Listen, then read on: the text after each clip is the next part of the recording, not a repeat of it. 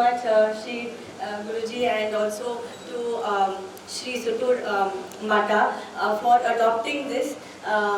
ನಾನು ಇದನ್ನ ತುಂಬ ಹೆಮ್ಮೆ ಪಡ್ತಾ ಇದ್ದೀವಿ to be able to gift Shiva to Shri Sutur Mat.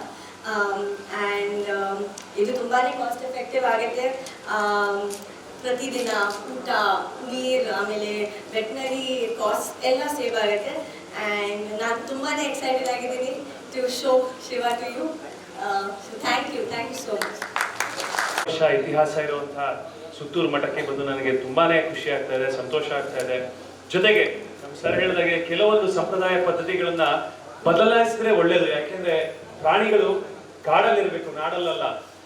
ಈಗಾಗಲೇ ನೀವು ಸಾಕಷ್ಟು ಕೇರಳದಲ್ಲಿ ಈಗ ವೈರಲ್ ವಿಡಿಯೋಗಳೆಲ್ಲ ಆಗ್ತಾ ಇದೆ, ನೀವು ನೋಡಿದ್ರೆ ಅದು ಪಾಪ ಅದು ಯಾವ ಮಾನಸಿಕ ತೊಂದರೆಗೆ ಅದು ಒಳಗಾಗಿರುತ್ತೋ ಅದನ್ನ ಕರೆಕ್ಟ್ ಆಗಿ, ಈಗ ಸೈಕಾಟ್ರಿಸ್ಟ್ ಅಂತೂ ಯಾರು ಇರಲ್ಲ ಆನೆಗಳಿಗೆ ಏನ್ ತೊಂದರೆ ಆಗಿದೆ ಅಂತ, ಸಡನ್ ಆಗಿ ಒಂದಷ್ಟು ಜನನ ತುಳಿದು ಸಾಯಿಸ್ಬಿಟ್ಟಿದೆ. ಆ ತರದ ಇನ್ಸಿಡೆಂಟ್ಗಳು ಎಷ್ಟೋ ಆಗಿದೆ. ಹಾಗಾಗಿ ನಮ್ದೆಲ್ಲರದು ಕರ್ತವ್ಯ ಆಗುತ್ತೆ. ಆನೆಗಳು ಅದು ಅಂತ ಶ್ರೇಷ್ಠ ಒಂದು ಬಲಿಷ್ಠವಾದ ಒಂದು ಪ್ರಾಣಿ, ಅದು ಒಂದು ಜೀವ, ಅದು ಕಾಡಲ್ಲೇ ಇರಬೇಕು, ಅದು ನಾಡಲ್ಲ. ಅದನ್ನ ನಾವು ಚೈನ್ ಹಾಕಿ ಕಟ್ಟಾಕ್ಬಾರ್ದು. ಅದು ಫ್ರೀ ಆಗಿ ಕಾಡಲ್ಲಿ ಓಡಾಡಬೇಕು. ಅದು ಕಾಡಿನ ರಾಜ ಅಂತಾನೆ ಅದಕ್ಕೆ ನಾವು ಕರಿತೀವಿ. ಹಾಗಾಗಿ ಅದು ಕಾಡಲ್ಲಿ ಇರಬೇಕು ಅನ್ನೋದು ನಮ್ದೆಲ್ಲರದು ಉದ್ದೇಶ. ಇವಾಗ ನೀವು ನೋಡಿದ್ರೆ ಸಿನಿಮಾಗಳಲ್ಲೂ ಇವಾಗೆಲ್ಲ CG ವರ್ಕ್ ಮಾಡ್ತೀವಿ ನಾವು, ಕಂಪ್ಯೂಟರ್ ಗ್ರಾಫಿಕ್ ಇಂದ ಏನ್ ಬೇಕಾದ್ರೂ ಕ್ರಿಯೇಟ್ ಮಾಡ್ತೀವಿ.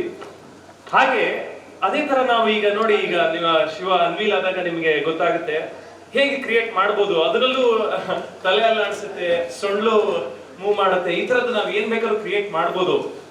ನಿಜವಾದ ಆನೆಗಳು ಕಾಡಲ್ಲೇ ಅವರ ತಂದೆ ತಾಯಿ ಜೊತೆಗೆ ಅವರವರ ಗ್ರೂಪ್ ಜೊತೆಗೆ ಆರಾಮಾಗಿ ಅಲ್ಲಿ ಇರ್ಲಿ ಅನ್ನೋದೇ ನಮ್ದೆಲ್ಲರದ್ದು ಉದ್ದೇಶ. ಜೊತೆಗೆ ಪೀಠ ಇಂಡಿಯಾದ ಉದ್ದೇಶ. ನಿಜವಾಗ್ಲೂ ನಾವು ಪೀಠ ಇಂಡಿಯಾಗೆ ಥ್ಯಾಂಕ್ಸ್ ಹೇಳ್ತೀವಿ, ಯಾಕೆಂದ್ರೆ ಈ ಒಂದು ಇನಿಷಿಯೇಟಿವ್ ತಗೊಂಡಿದ್ದಕ್ಕೆ.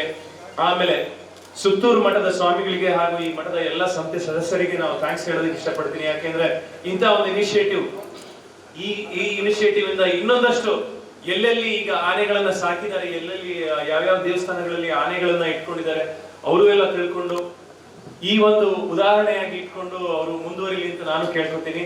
ಜೊತೆಗೆ ಈ ಆನೆನ ಒಂದೊಂದ್ಸತಿ ಏನಾಗುತ್ತೆ ಅಂದ್ರೆ ಅವರು ಇದರ ಡೊಮೆಸ್ಟಿಕೇಟ್ ಮಾಡಿರೋದನ್ನ ಕಾಡಿಗೆ ಬಿಟ್ರೆ ಅವ್ರು ಕಾಡಲ್ಲೂ ಬದುಕಕ್ಕಾಗಲ್ಲ, ನಾಡಲ್ಲೂ ಬದುಕಕ್ಕಾಗಲ್ಲ. ಸೊ ಆ ತರ ಒಂದು ಪರಿಸ್ಥಿತಿ ಇವಾಗ ಸಾಕಷ್ಟು ದೇವಸ್ಥಾನಗಳಲ್ಲಿ ಅನುಭವಿಸ್ತಾ ಇದ್ದಾರೆ. ಸೊ ಹಾಗಾಗಿ ದಯವಿಟ್ಟು ಎಲ್ಲರೂ ಇದೊಂದು ಈ ಸುತ್ತೂರು ಮಠದ ಒಂದು ಉದಾಹರಣೆಯನ್ನ ಇಟ್ಕೊಂಡು ಮುಂದುವರಿಲಿ. ಮುಂದೆ ಈ ತರ ನಮ್ಮ ಎಲೆಕ್ಟ್ರಾನಿಕ್ ಆನೆಗಳನ್ನ ಬಳಸ್ಲಿ, ನಿಜವಾದ ಆನೆಗಳು ಕಾಡಲ್ಲಿರ್ಲಿ ಅಂತ ನಾನು ಕೇಳ್ಕೊತೀನಿ. ಧನ್ಯವಾದ. Thank you. ನಾನು ಸಿನಿಮಾದ ಡೈಲಾಗ್ ಹೊಡಿಬೇಕು ಅಂತ ಸ್ವಾಮೀಜಿಗಳ ರಿಕ್ವೆಸ್ಟ್. ನನ್ನ ಪಂಚರಂಗಿ ಸಿನಿಮಾ ಎಷ್ಟು ಜನ ನೋಡಿದೀರಾ? SSLCಗಳು, PUCಗಳು, CETಗಳು, ಎಂಜಿನಿಯರಿಂಗು, ಪಂಜಿನಿಯರಿಂಗು, ಹಲ್ಲು, ಕಿವಿ, ಮೂಗು, ಬಾಯಿ ಡಾಕ್ಟರ್ಗಳು, ಕೈ ಬೀಸಿ ಕೆರದಲ್ಲಿ ಹೊಡೆಯುವ ಸಿಲೆಬಸ್ಗಳು, ಪಾಸು ಮಾಡಲು ಮನಸ್ಸೇ ಬಾರದ ಕೋರ್ಸ್ಗಳು. ಇದು ನನ್ನ ಪಂಚರಂಗಿ ಮೂವಿ ಡೈಲಾಗ್ಗಳು. Thank you.